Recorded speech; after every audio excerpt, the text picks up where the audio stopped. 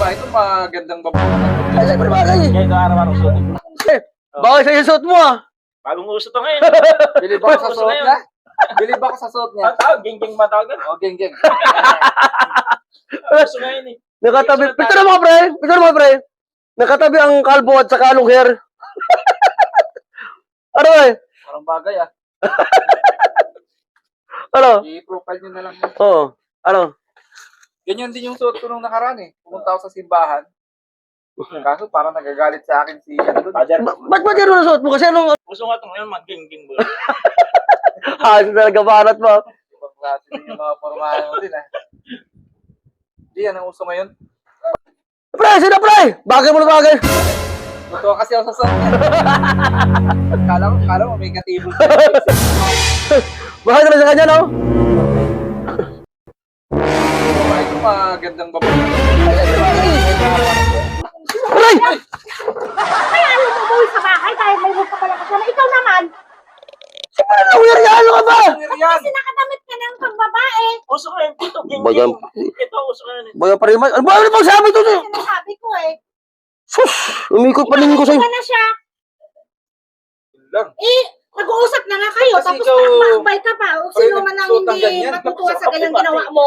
Kuntuan na kami ni Pariba. Tuloy. Kailangan pa umakbay ka. Ano ba yung nangyari? Bigla mo Huwag ka pa, hindi ka magtanong muna.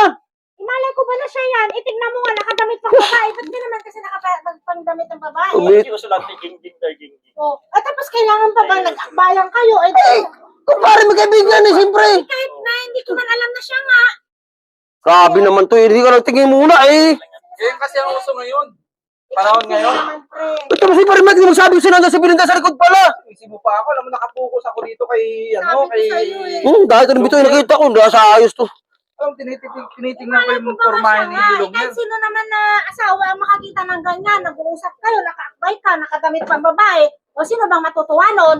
Si Pariba kasi kanina, pinitsura kami, ganyan ako, pro-profile kasi nung ganyan ako dito, kaya dito ako, kaya ako dito. Alam na siya yun eh.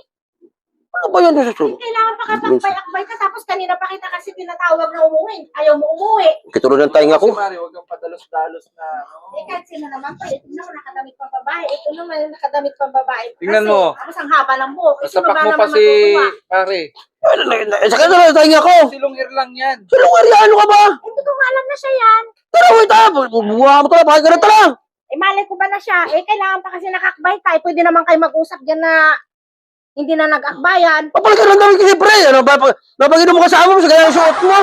At ito kami tuloy kami sa... Hindi uso. Uso eh, ako lang uso mo nga, kaya pahamak mo ko sa'yo. Sabi ko sa'yo eh. Tapos kasi kanina pinapauwi na kita, ayaw mo umuwi. Tara, wait up, tara! Hindi ka natatanong muna ah. Eh, pasensya na ah. Ay, pasensya ka na kayo ng wira. Sabi eh. Pagkamala mo siya. Tara! Uwi na kasi tayo.